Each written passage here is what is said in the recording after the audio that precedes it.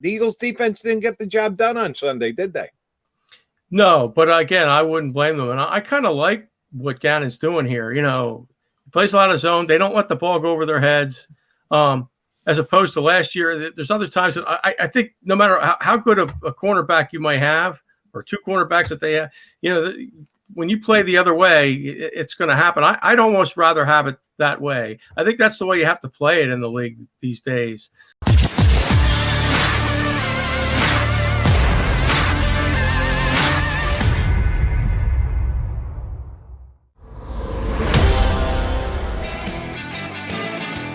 Tuesday get-together here on Birds 365. You got Mac and Mac here with you. And there's a smiling face. It's good to see you again.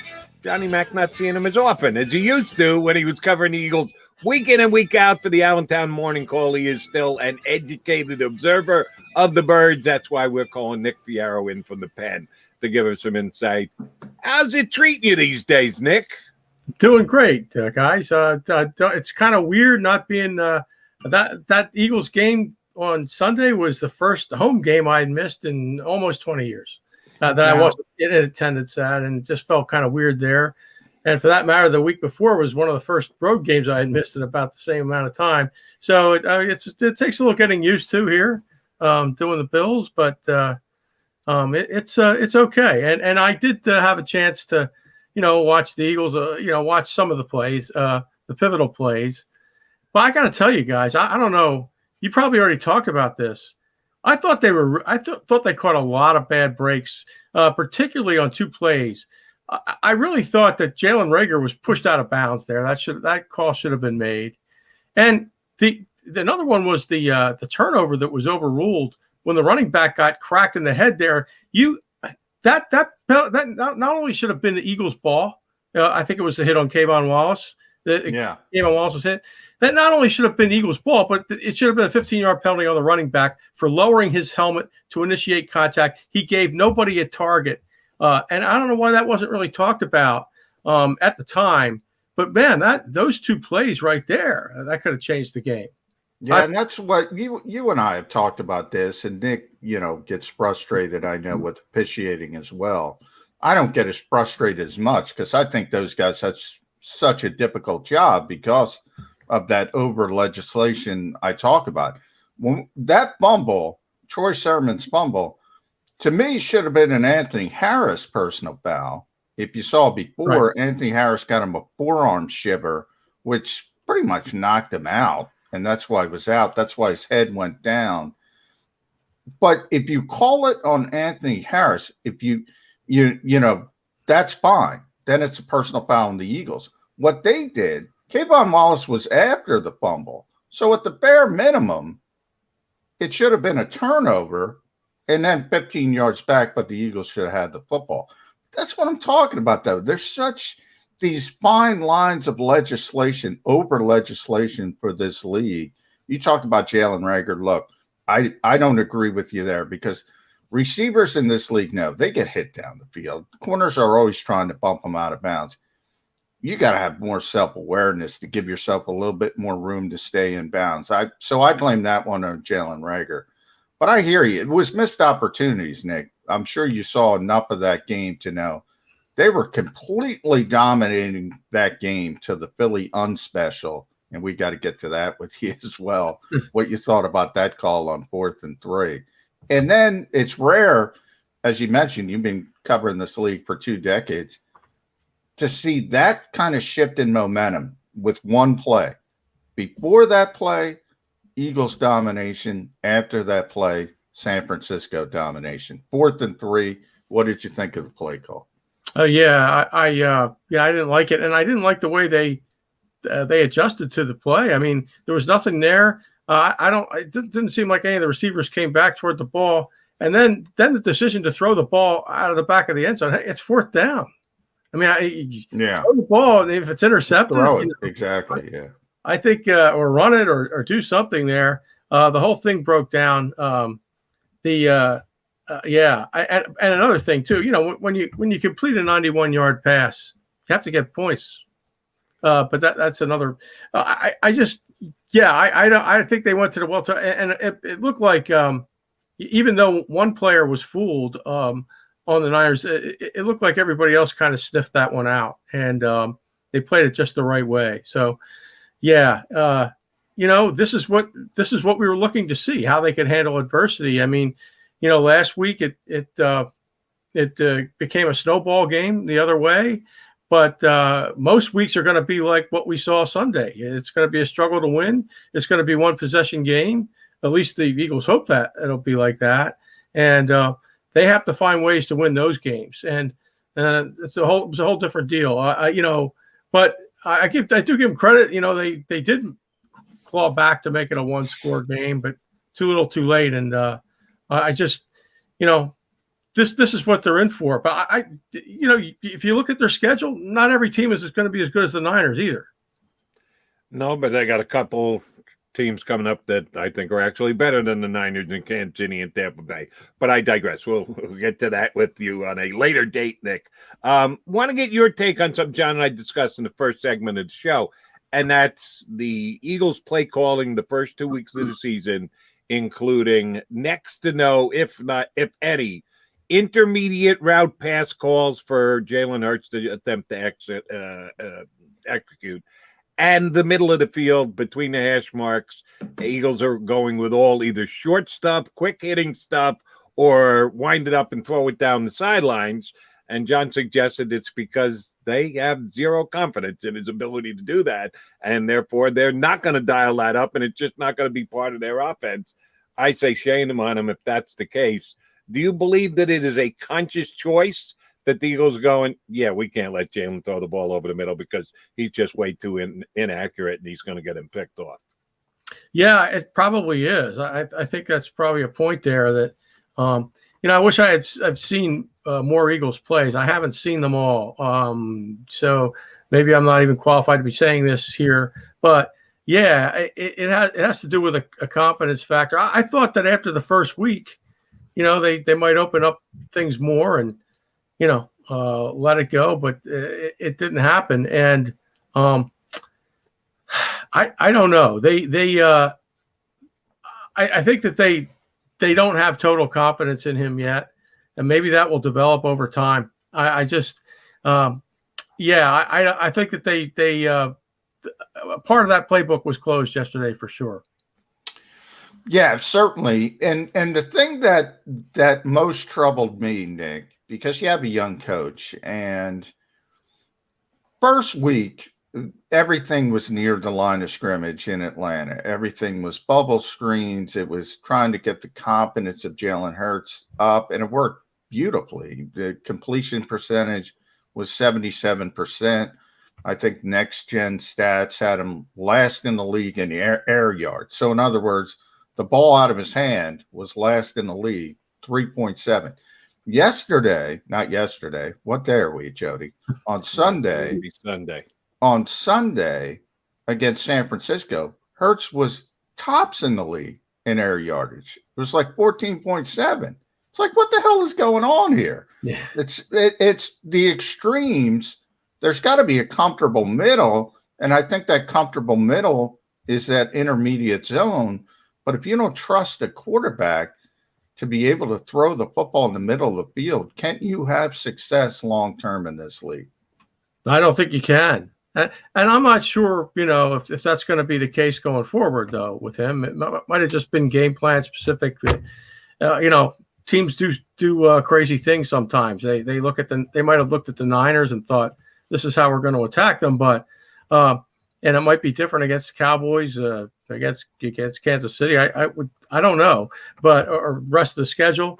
But yeah, you have to be able to make all the throws, or at least have the confidence in your quarterback to be able to make all the throws.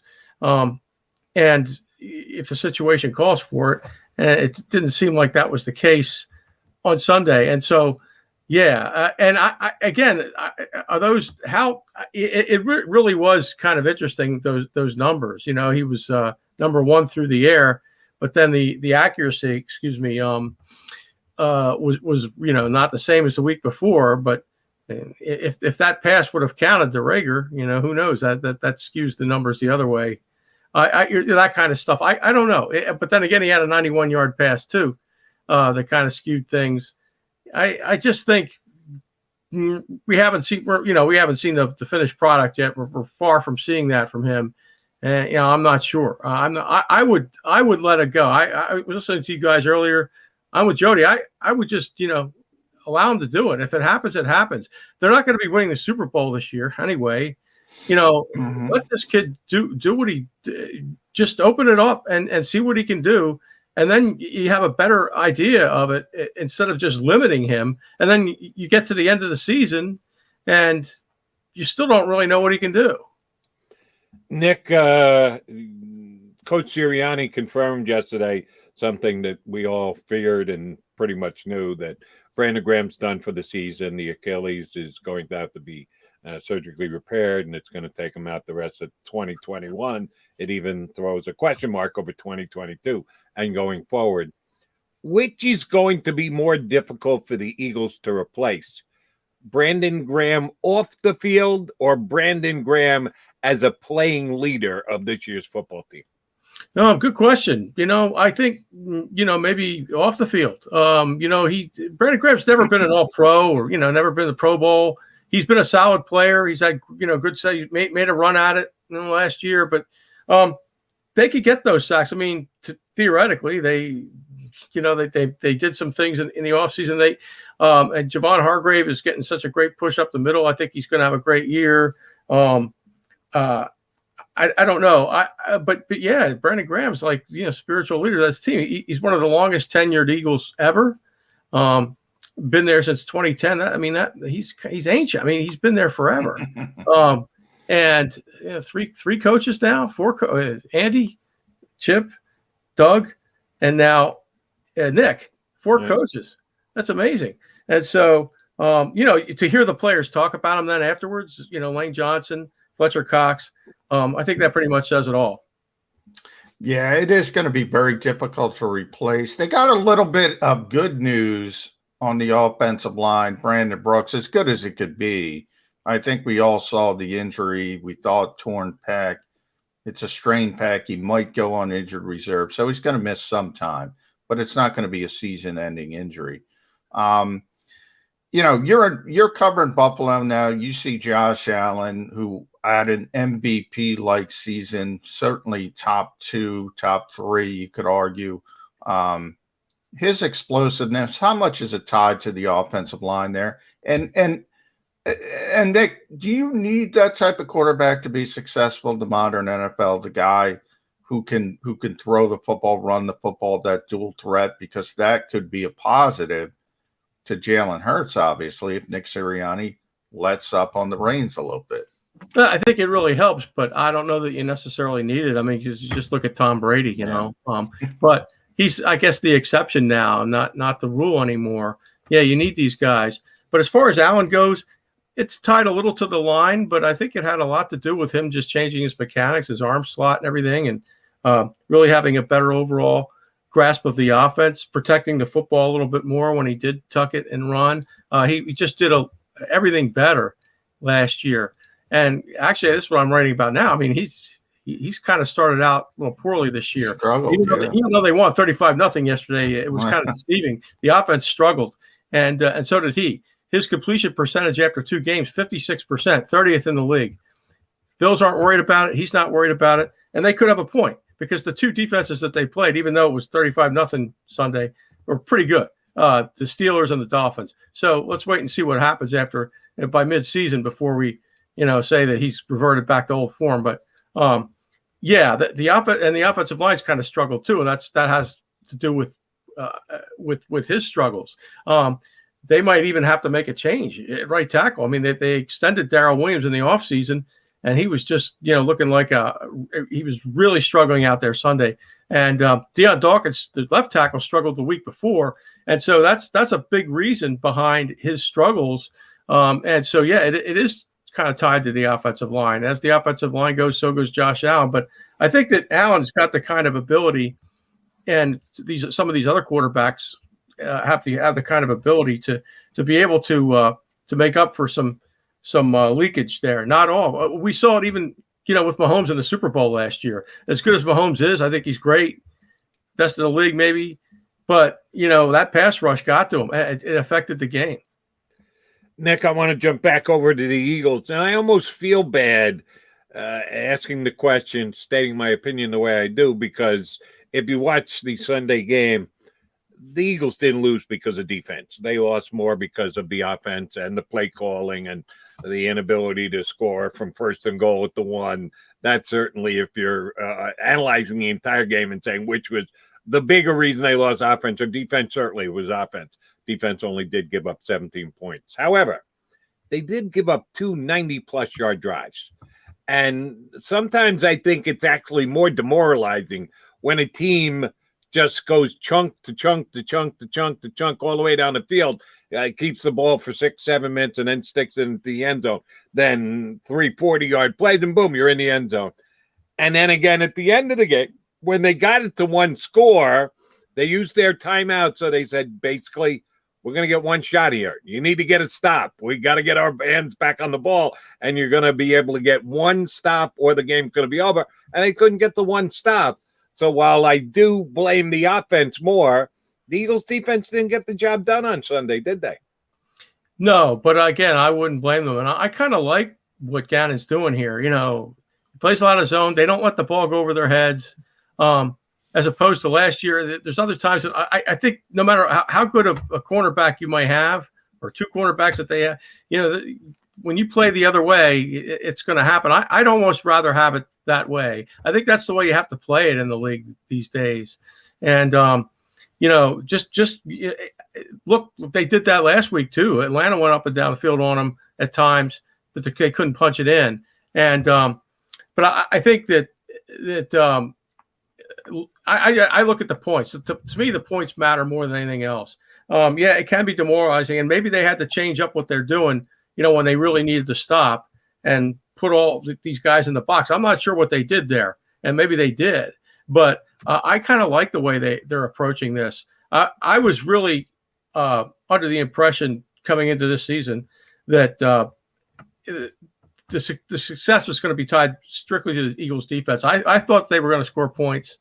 They didn't score points yesterday or Sunday, but I thought they were going to score points. I wasn't sure if the defense was going to be able to keep people just based off of last year and what they did. And I just wasn't really sure. But I think that this defense got a chance to limit teams' points. But yeah, they do have to have they do have to get off the field a little quicker.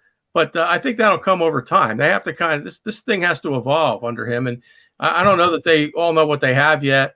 And, you're still dealing with, safety shortage there, just in terms of pure numbers. Linebackers, they're still trying to figure out, I think, what they have. They're obviously really strong up front, but that's it. I mean, they're still trying to figure this out.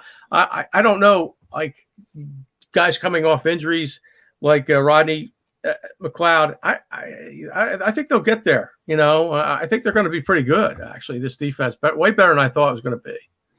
Yeah, I mean, 2 weeks, obviously a short, very small sample size, but 6 points and 17 points. If we go by Jim Schwartz rules, Nick, that's pretty good. The end game, if you give up 17 points, I've said it since the end of the game, you should win in this league today.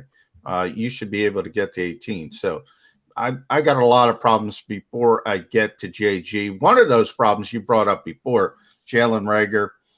The route running, maybe not there. Devontae Smith, first round pick, tremendous talent. 7 targets, 2 receptions. Nick, after the big throw to Quez Watkins, which was about 6.5 minutes left before halftime, the Eagles did not get a reception to the wide receivers again for the rest of the game. They had, in the second half, I think it was 38 or 39 total passing yards. Is this team just not equipped to win shootouts or to come from behind? Yeah, maybe not. I don't know if I can say that yet, but it certainly didn't look like that yesterday. But then again, I don't know that they're going to be in many of those, with the defense that they have this year. And so if they do get into a shootout, yeah, like they were with the with New England in the Super Bowl, they're not going to win a game like that. But this is not that team, and I think we're going to find that out. Hopefully find that out one way or another with this quarterback and the play calling. But I thought that's where the game turned too. By the way, after that 91-yard pass, and they didn't get in, and it was all San Francisco. And San Francisco went into the locker room with the lead, and it was really kind of demoralizing. I just think it kind of sucked the air right out of that stadium. And obviously they came out and it was a different second half too. But they have to get that passing game working better than it was. But I think we're going to see. I don't know. I think we're going to see all kinds of different things this year. And there might be games where Hurts throws for 300 yards and hits all these wide receivers in stride. There might be games where he's just going to be stifled and they're he can't hit anybody but the tight ends or the running backs and 3 yards in the air, that kind of stuff like he had the first week. I just can't get a feel for it yet. I really think he's going to be a good quarterback, but he's not there yet.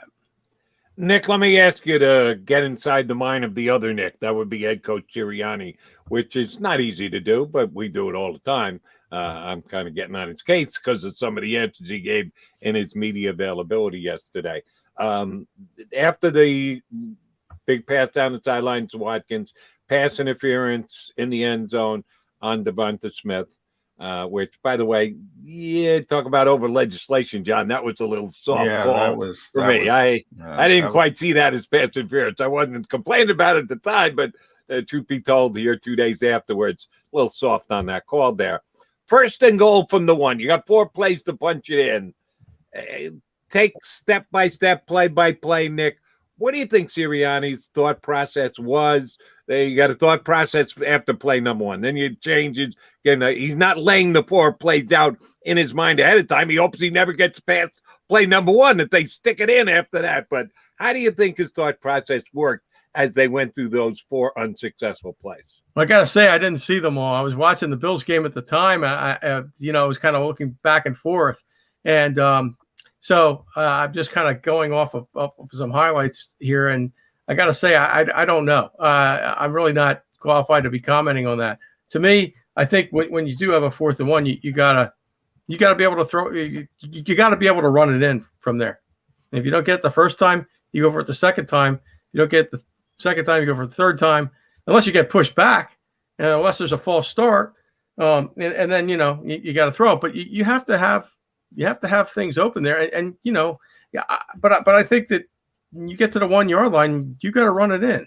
You have to have you can't go sideways, and you can't be calling Philly specials and Kensington special, whatever you want to call that yesterday. Delco special. We'll go Delco. The unspecial. All right, last one from me, Nick, the most important one. Where are you golfing today? Up in Easton at Morgan Hill, a real tough course. Every shot is above or below your feet. It's very frustrating. At what you normally average, add 10 strokes to it. So if I come out of there with like a 95. So I'm going to be up in the 120s. No, I mean, I haven't. I think if I can probably shoot a 95 or 96 there. There we go. Where I shoot 10 strokes better somewhere else. But it's a tough course. It's a really tough course, and the guy who designed it obviously has a real sick sense of humor. It really, I mean, you could just tell he's not really, he didn't really like golfers all that much, and anybody who's been there can tell. But it's still kind of fun to play that way because it's an obstacle course in that regard. You very rarely, out of the, 86 or 96 shots that you take, only 10 of them are going to be in a level lie.